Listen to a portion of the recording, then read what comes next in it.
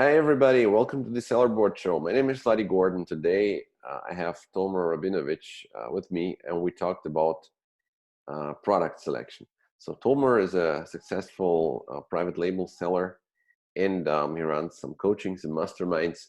And basically we took a deep dive from this topic of product selection, which is kind of a standard topic, but I promise you're going to learn some new things today. So some really interesting criteria and ways of basically thinking about picking your product. This is going to be interesting for experienced sellers, I'm sure, but also for new sellers. We also discussed things like how much capital you need to launch and how much magic is involved. Is it like a process which everybody can repeat, or is it just magic and risk?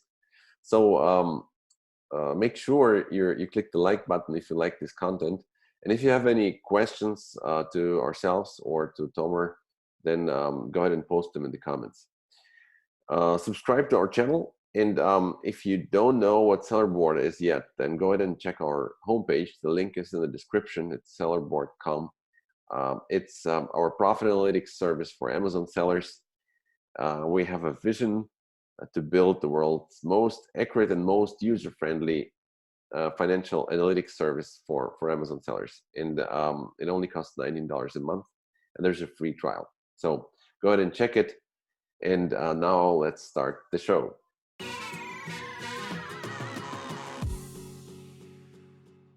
So Tomer, tell us, maybe can you introduce yourself shortly? Like, tell us what are you up to?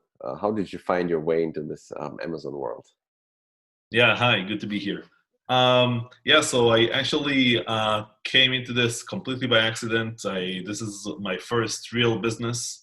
I was just graduating from college. In Israel, you start college very late because you serve in the army for 3 years. It's mandatory.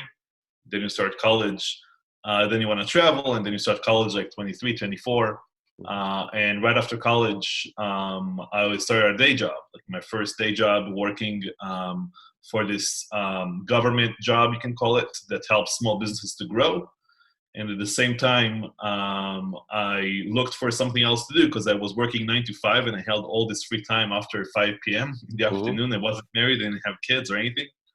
And then I saw Robert Kiyosaki advertising an Amazon course for the first time. So I signed up to that and didn't look back since. That was in 2014. I did the course. Oh, wow. I didn't know he was doing Amazon courses. I know he's an No, he author. wasn't. He was promoting Amazing Selling Machine course. Mm-hmm. Yeah. Okay. That's kind of how I started everything. Back then. And like, what would you say? Like, was it a good decision to buy the course, or like, can you learn it yourself on the internet? I think in 2014 it was very difficult to learn by yourself. I don't think there was that much out there.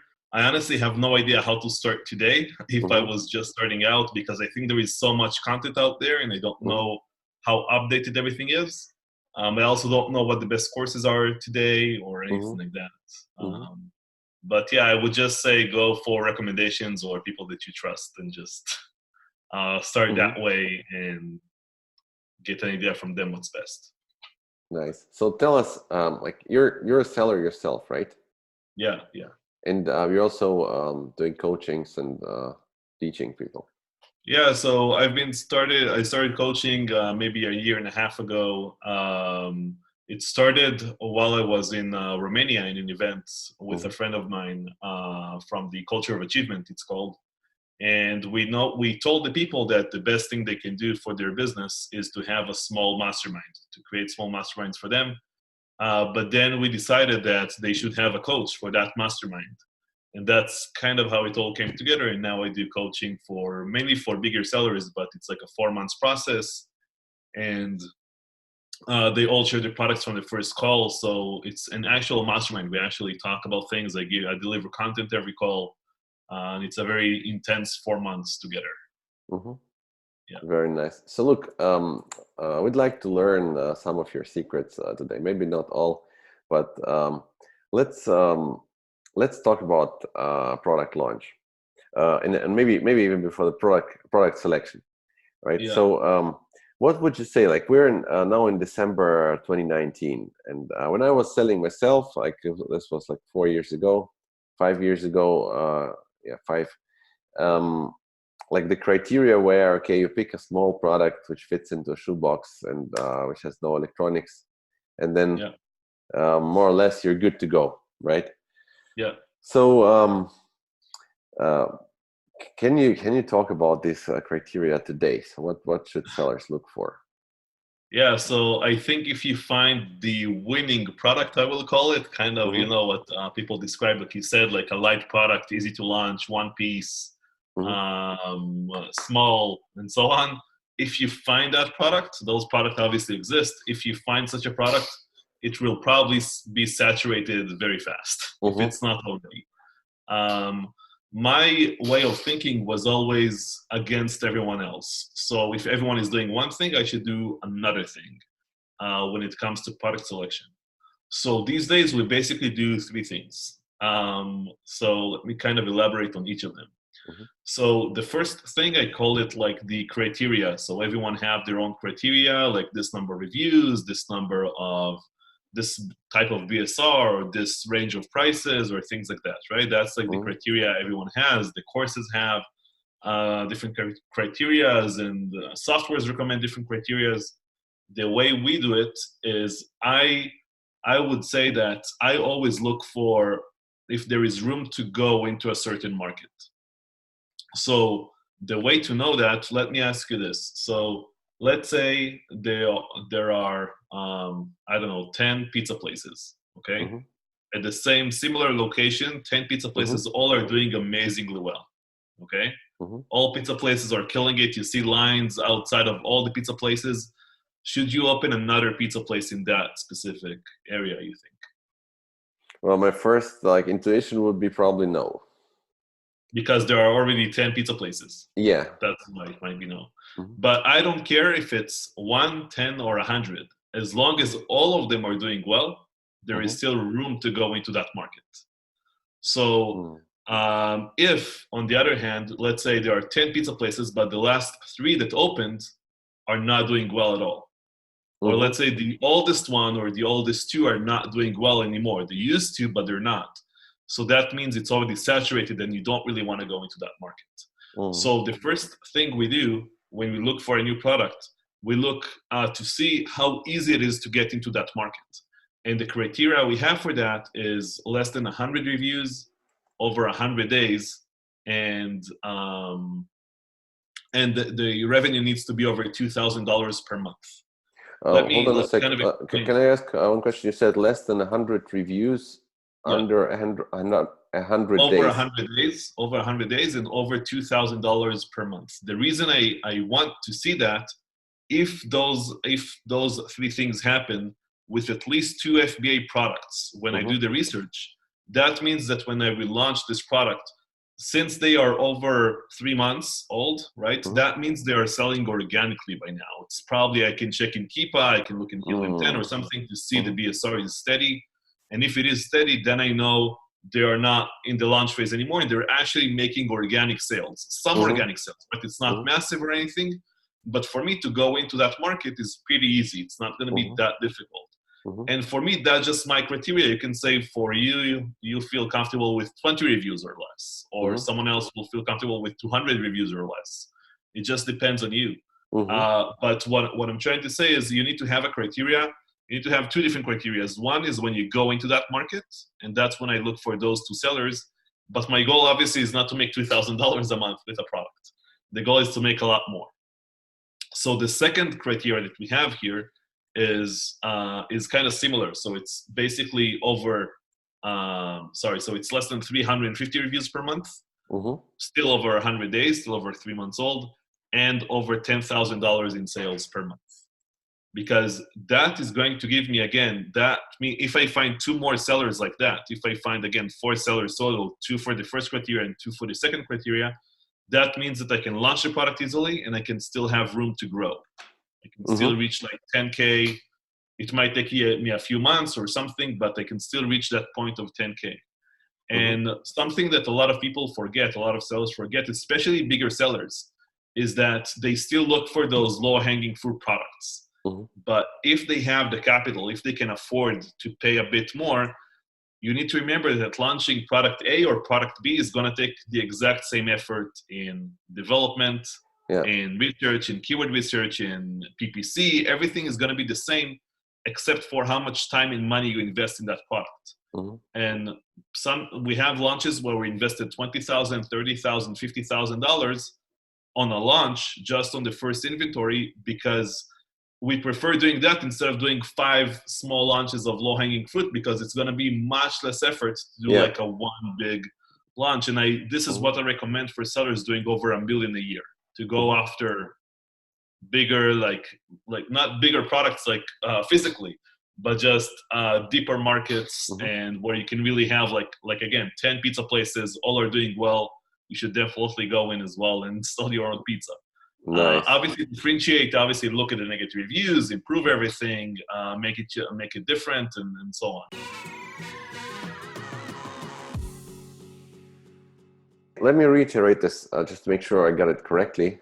And we have some beginners as well in our audience. So in case you didn't catch this, so here's what I understood from Tomer's words. So first, we look for a product with less than 100 reviews, like if we go for a small version, but over 100 days old, right? So this means that the product is no longer like launching, it's no longer promoting in the promotion phase.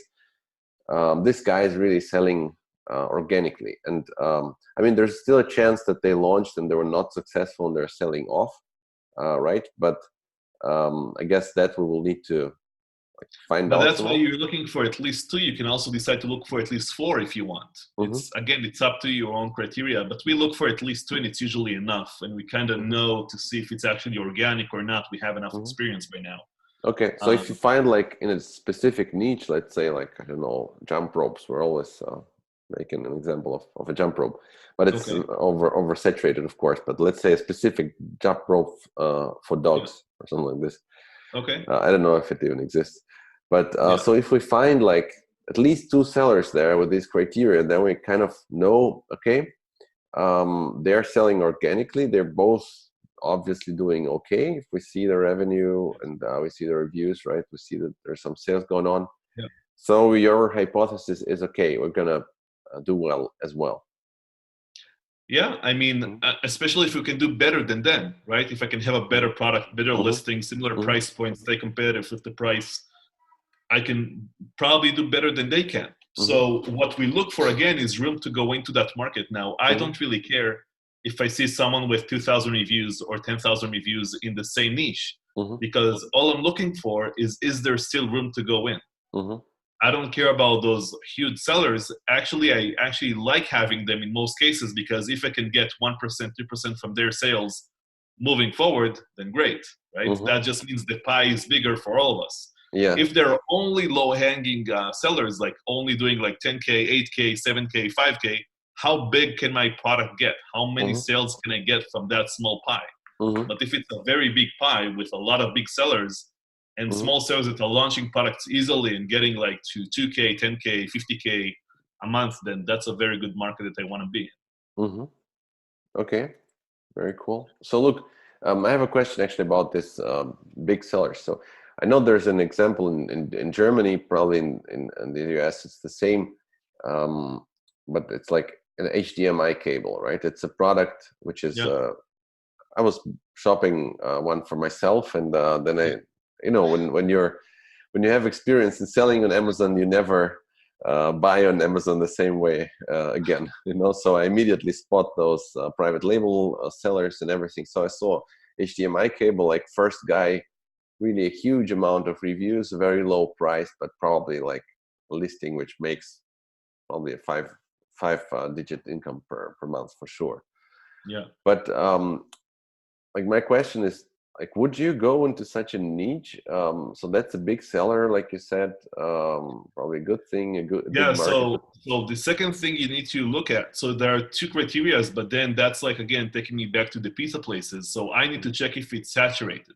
The way to see if it's saturated is to look if you see anyone with like, let's say hundreds or thousands of reviews who was doing well before. Again, you can check HIPAA or Helium 10 for the BSR. see if they did well before, like a few months ago, and if they're still selling now. So if someone with like 1,000 reviews doing only $2,000 per month has 4.5 stars or higher, and they have a good listing and everything is fine, then it's probably saturated by now. Like even if like new competitors come in, those are probably very savvy sellers that are just manipulating the systems all the time and just launching new products all the time. So yeah, we kind of avoid those products. We don't want to go into a saturated market, and usually that's kind of how you can spot it immediately. Just by seeing a lot of reviews, good listings, they're not doing a lot of volume. Okay, got it. We want to avoid that. Mm-hmm. For bigger sellers, like those that are making $1 million a year or more, what I recommend to them, instead of the, I call it 2K, 10K, like the products I mentioned, 2K and then 10K. So I would recommend skipping the 2K because Mm-hmm. they can probably, they know how to get reviews. They can be more aggressive with their launch. Mm-hmm. And then they can just go for the 10K and then 50K.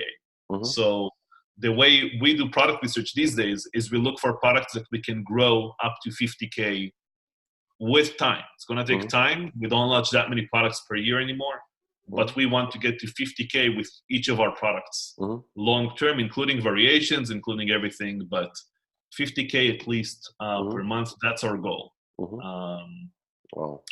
Because again, that's going to take the same effort to launch such a product as it's going to take like a 5K product. So we better put our money here instead of there. And I prefer launching one product like like this one, instead of launching like 10 other products that are going to take, again, 10 times more the effort.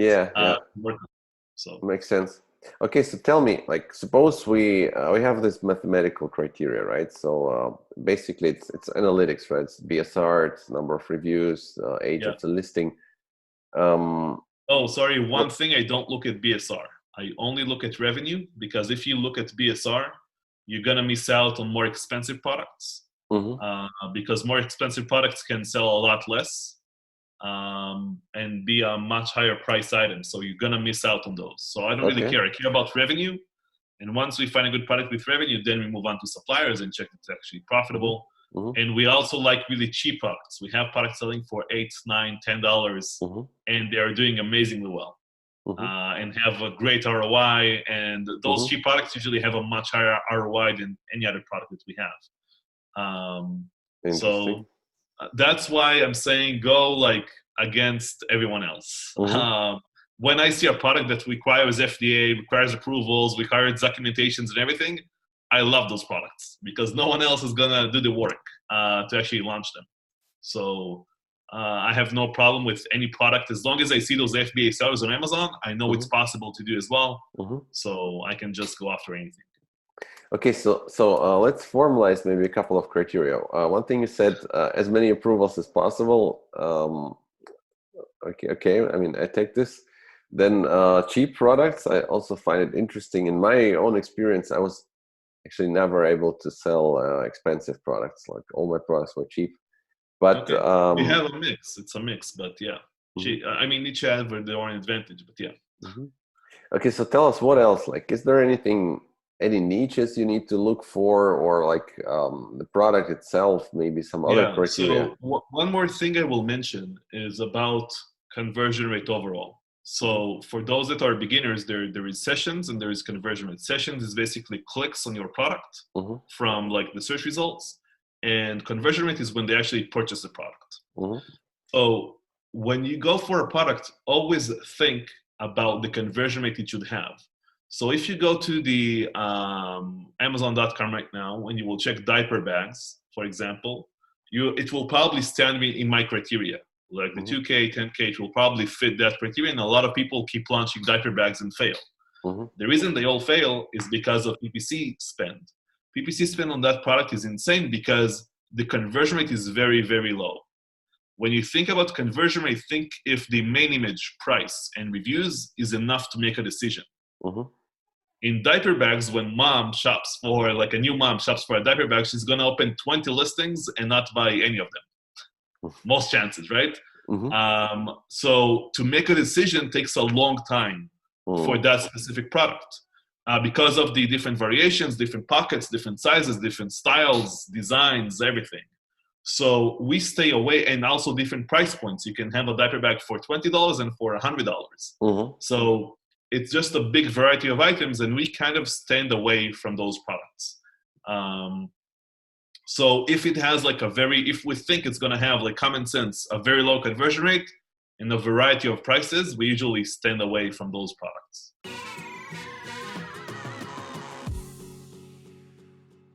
Let me make sure I understand. So basically, you're saying, like, I think it's very interesting what you mentioned. You said main image, price, and reviews. These three things. Is it enough to make a buying decision? So when I think about myself, like if I want to buy batteries, for example, right, for remote control, I guess image, price, and reviews are for sure enough. I won't even click. Right. I don't even need to click on the listing, basically. Yeah, that's why cheap products have a very high conversion rate, because if it's like $10 or less, the thing you will open is probably what you're gonna buy. But you're gonna look between the first, probably on the first page, and that's gonna be enough for you. Not gonna even bother going to the second page. But if you're buying, I don't know, a laptop, for example, an expensive item, right? Then it makes sense to do a deeper research, to open Google and research some more. That makes sense, and probably not on your mobile and just make a decision there. You want to go to your desktop and do actual research. So either go for a cheap product with a very high conversion rate, like batteries, or go for an expensive product like $50, $60, $70 with a low to medium conversion rate. Okay, that totally makes sense. Like somebody's shopping for a bag or for a fashion item, they want to like research a lot, right? So I totally understand it. Like easy things like batteries, or I don't know. Well, jump rope is, I would say, probably average. But how do you actually estimate this conversion? Because you don't know, right? You don't have numbers. You don't know, but again, it's more common sense than anything else, to be honest. But again, cheap products, most cases, will have high conversion rate. If you sell bracelets or something, then maybe not, right? Like girls, I don't know what, but in most cases, it's gonna work. And if you sell, most sellers, I assume, sell between $15 to $35, I would say, right? That's like most private label sellers. Those are okay, but please do not sell products like diaper bags, because you're just gonna fail with those products. It's gonna be very, very difficult. I mean, anything is possible, but why focus on such a product when there are so many products out there to focus on? So that's like the first thing we look for, which is the criterias. Now, the example I wanted to give is with a yoga ball. Okay, let's say I sell a yoga ball. Let's say that's the product I chose. Let's say I launched it 4 years ago and it's doing great. Okay, these days you don't want to launch a yoga ball. Now, let's say it's doing great and everything is fine. I have thousands of reviews and everything. Now, the second product, people think, okay, I have a yoga ball. I'm going to do a yoga brand and I'm going to launch more yoga products. That's like what they think in their heads. Now, that's fine. You can launch a yoga mat tomorrow if you want. But the way we do it is we do something we call more of the same.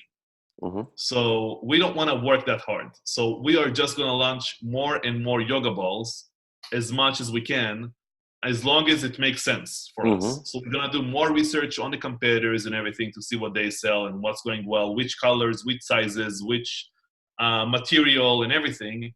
And we can have 10 different yoga balls in our catalog with variations for each of them that makes sense for our brand.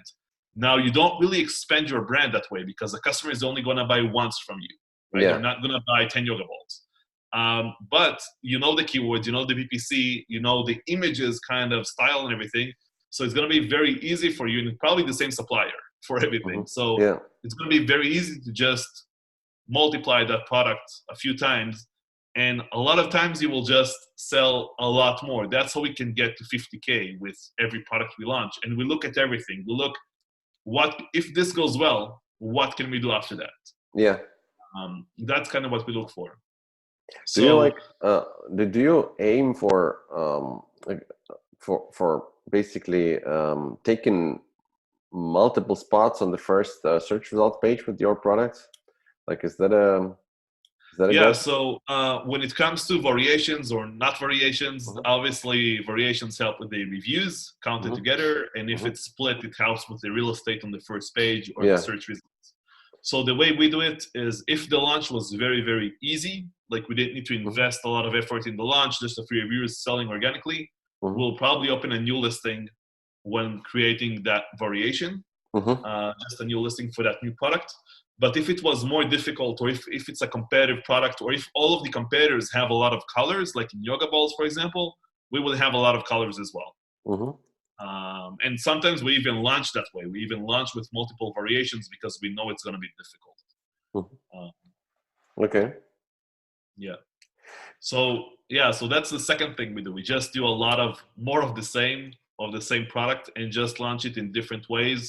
And at the same time, you can still do research for a new product, obviously, and everything. But if you have a good selling product right now, like doing 10K or more, Mhm. and that's the only product you have that is similar, I would bet with you can double or triple your revenue in a few months, Interesting. Yeah, just by doing that. makes sense. Yeah. Sure, because I know some people who, like a lot of guys, obviously want to develop their brand, right? And you want, it's kind of ethical. It's nice if you have a lot of products that fit together. But I think what you're saying makes a lot of sense from the like numbers scaling Yeah. point of view.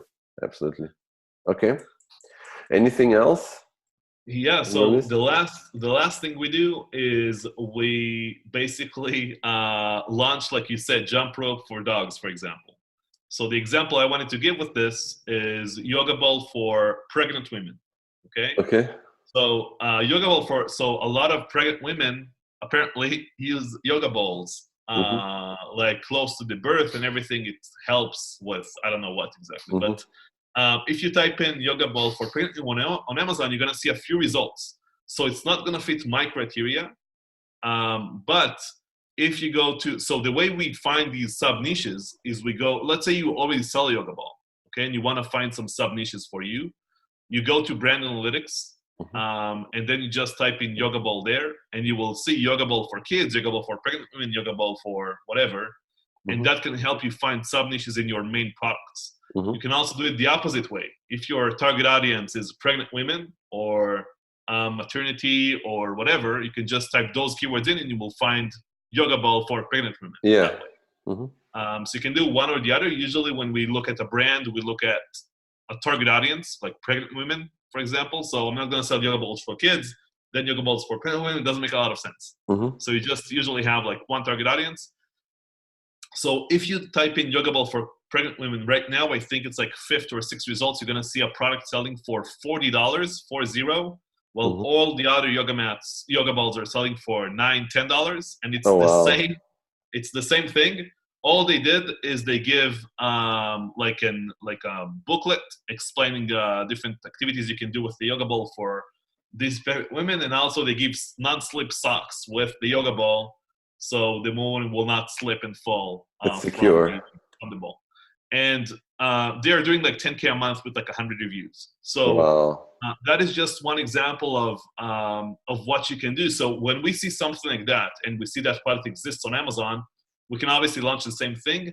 But what I like to do the most is going after such a product when no one is doing that. Mm-hmm. When I see some search volume, it's very hard to judge how much search volume. But when we see multiple keywords are being searched for, and people are just buying random yoga balls, right? Most people are just going to buy. Most women will just buy a random yoga ball. Yeah. But if she sees something that all of their images, all of the listing is just pregnant women all over the place, she's probably going to buy that one. Nice. Yeah. But like it's a risk as well, right? Because okay, I mean, if you have some competitors already and you see you can estimate how much they're selling, then you Right. can kind of validate your idea, right? But If there are let's no say, competitors, it's obviously a risk, but mm-hmm. there are a few good things. So first of all, no Chinese are going to go after you Mm-hmm. because they're not really doing a lot of branding and things like that, and they prefer targeting everyone, Mm-hmm. like just launching regular yoga balls. And the second thing, you can get very high profits because you can just sell more expensive than everyone else, and people are Mm-hmm. still going to buy yours. And conversion rate is going to be insane because, again, if you type that keyword into Amazon right now and you will see that product, you will know what I'm talking about. Mm-hmm. And women who will click on it are very likely to buy. So all of a sudden, reviews image, and price are enough to make a decision for a $40 product. Nice. So imagine what happens to your conversion rate with those type of products. So we really like doing that branding thing for very competitive products like yoga balls, for example. Very cool. Okay, that's there are some golden nuggets in this discussion. Look, I have a couple of questions. So maybe first one, we discussed kind of like the criteria for picking the product, but obviously you need to find a good supplier and source the product well and so on. So is there anything specific you're looking for in your suppliers? Or is it just like... So honestly, we just use Alibaba for most things. We also have some sourcing agents we work with. But one tip I can give you with finding new products. So you go over all the negative reviews, right? And you just summarize them and everything. So when we contact suppliers, we tell them, look, these are all of the defects with the samples we got so far, and we didn't order any samples yet. We just tell them this broke here, this rips here, this and then we just ask them, can you help us? Is your product better or whatever? And then we just try to kind of work it out with them that way. That's amazing. So guys, go ahead and read your competitors' reviews, make a list of all the problems, and send this list to your supplier. It's like a problem list from your previous reviews, from your previous samples. That's amazing. First of all, they feel like you're serious. And second, you're probably going to get a better product, or at least sort out a bad supplier easier. Okay, so tell me, like in general, there are some voices that say, okay, Amazon is oversaturated and this FBA model is dying. And is it even worth, or is it realistic to start a business in 2020, like a business on Amazon, or is it like too late? So it's definitely not too late. I mean, I think like when I started, people told me it's too late. And that was 4 years ago, 5 years ago, and I'm sure it's going to happen 5 years from now as well. People are still going to say it's too late. People that are not selling, like, or weren't successful, saying it's too late. So people are always going to say that, and that's true for anything. What I will say is that you have to treat this like a real business. So I don't recommend going into Amazon unless this is your end goal, or if you want to make a quick exit and sell your business or something. But if you love your day job, don't quit your day job. I mean, my goal with this, and my goal always was to build a business of some sort. I didn't really know what I wanted, but I'm very happy I stumbled into Amazon because I think it's the perfect business to have for myself. I like working from home. I like traveling. I speak at a lot of events. I have a lot of fun. I have a lot of really good friends who are Amazon sellers, and we hang out a lot. So for me, it fits. But just know, like, at the end of the day, this business is you sitting with your laptop and working. That's the business. And no one is going to do it for you. No one's going to hold your hand. So the best thing I can offer is look for people that are the same level that you are and build a small mastermind between you guys and just help each other to grow and be open with everything, your products and everything, and just and that's kind of how I do the coaching. But it started by offering people to do masterminds, and that's what really helped them scale, because you don't have to do it alone.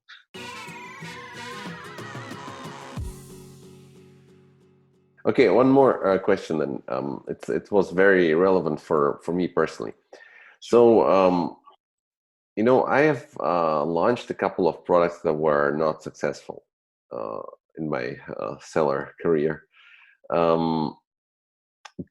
Like basically what happens is you do your research and kind of have a feeling that everything is okay. And then you find a supplier and you find a good price, right? And then you kind of take care of all the problems and packaging and different defects, and you feel like, okay, the reviews are going to be good. Then you put it online and you do all the steps that basically are well known, how to earn initial reviews and how to set up PPC, and then the product is just not working. So basically you're spending too much on PPC and it doesn't stick organically. So my question is, how much magic is involved into this? Is it just all like because I've done something wrong at a certain step. I made a No, mistake, and so first of all, it's experience. And what I will say is that you can't expect to nail your first product. Mhm. So you need to look at the first, and I would even say second product as a learning curve, and you can't expect them to make you a millionaire, basically. Mhm. It takes time, and you need to look at that like your tuition, right? Like that investment that you put into those two products. But I've never seen anyone fail with three products, one after the other. Mhm. I've never seen that happening. So keep going and keep pushing and launch up to at least three products, not at the same time, obviously, but just keep going and launching products. And what I will say to what you said, so you need to remember that research for a new product is not the criteria as I mentioned. Research including, that's the first step. Second step is suppliers. Third step is getting samples and validating those samples. Once you validate the product and said, yeah, I have a good product in my hand right now, only when you pay your supplier the deposit, 30% or whatever you pay them, that's when you make the decision. Mhm. So just before you make that decision, go back to your criteria, check that everything is still valid, look at all the Yeah. new competitors that came in the market. That is when you really make your decision. I don't want to, I'm sure you have a lot of samples lying around in your house right now that you got from Mhm. products you never launched or never Mhm. intend to launch. And that's true for any seller I know. So, and that's okay. That's Mhm. part of the research. We have products that we say, okay, we see the market, we see some new sellers are coming in, so maybe we will wait. And we wait a month, we wait 2 months to see what's going on with them, to see if they Mhm. are able to scale, if they are making money. Yeah. And then we will start production. We are not rushing anything. They're not going anywhere. So if it makes sense to us, we're going to launch a product. And today we also fail with products. That's fine. We Mhm. fail out 1 out of 5, 1 out of 6, 7 products. We fail. Mhm. When I say fail, that just means we don't bring the second inventory in. We Mhm. might break even, we might lose a bit, we might win a bit of money, but we don't bring the second inventory in. And that's, I can say, true for all the sellers I know. Mhm. And again, this is a real business, and it takes, you need to have a tough skin, right? To be Yeah. successful in this. Yeah. Yeah, thick skin, they say, I think. Yeah. Okay. I know this in German. It kind of matches. I think yeah, I think you're right. And by the way, you said you never saw a seller who launched 3 products in a row and failed. Yeah. So you see one, that's me. I Okay. told you I was never like super successful, but Yeah. I think I had like a dozen of SKUs in my best times. But I did have a period where I like launched maybe 3, maybe even 4 products, and they all failed. No, but what I mean is at the beginning, you will have some success with Yeah, those that's for sure. Yeah. products. It's not Okay. going to Yeah. be like failing miserably with all of them and not selling anything. So No, that that's what I you need motivation to go. So my first one was so successful that basically it kept me going for a long time. yeah. Yeah. Oh, okay. Cool. So look, my last question would be for beginners. Like, um, if somebody wants to start this FBA business, basically a very easy question: how much money do you need realistically to start small? So I if think it really depends on your goals and everything, and also like on the marketplace you're gonna launch on. I sell only in US, and that Mhm. gets very competitive with Mhm. time, and you will need more capital probably. Mhm. But if you launch in the European markets, you might need less. Mhm. Um, but I would say probably, again, I don't know. I wouldn't. I'm not. I didn't start now, so it's gonna be a hard question to answer. But I will say that whatever capital you have, it needs to be enough for 3 products because of the reason I mentioned. It cannot be Mhm. enough. So let's say you have $10,000, and the product you look at, the initial investment for the first inventory is $10,000. Mhm. That's not gonna be enough. Mhm. So if you have $10,000, you need to look for a product that will cost you around $3,000 for the first inventory, because Mhm. if it does well, you need to fund more, you need to put more money from your pocket at least once or twice before Yeah. you get enough money back in. So that's why you need about 3 times of the first inventory, and that just depends on the product you're going to launch, right? That just like I discussed before. So you just need to kind of figure out your own criteria, and that criteria changes as you grow with your business.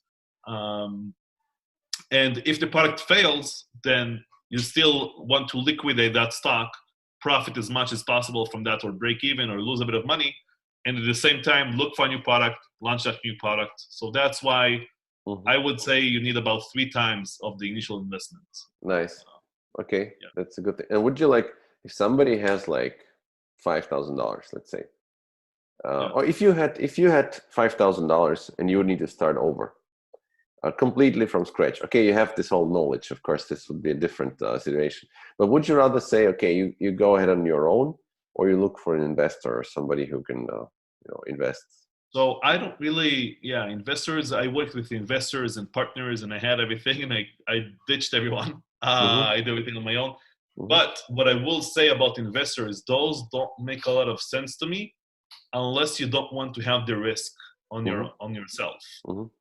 Then take an investor. But let's say you only have $5,000. I think that's not really enough, unless you launch in like a small European market.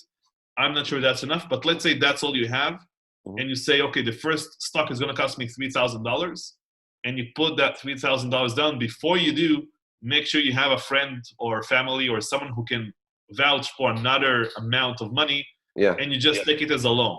And you just pay them back with interest for that loan, like 5, 6, 10% or whatever, after a few months. Because funding inventory shouldn't cost you anything. Like, shouldn't be a risk, I would say, like a big risk at least, right? So. Okay. Yeah. Very cool. So thanks so much for sharing all those tips with us. I think it was very, very valuable. Tell us, where can we find you? Yeah, so you can add me on Facebook, and also you can go to my website, tomerrabinovich.com. You can leave me a message there, and we'll get back to you. And also the coaching is there, the details are there. I also have some live lectures. One of the lectures is about this criteria I talked about, and you can see there, like a 1-hour lecture. I go into a lot of detail. But everything is free on the website. You can just look at everything and see everything, and it's all free. So All right. So guys, we'll put the link in the description. So go ahead and check it out. And if you have any questions to us or to Tomer, then feel free to post them, and we'll try to get Tomer to give you some answers. Perfect. So thanks so much for coming. That was very, very valuable. Thank you. Thank you for having me. Have a great day, Tomer. Bye-bye. Thank you. Bye. Bye.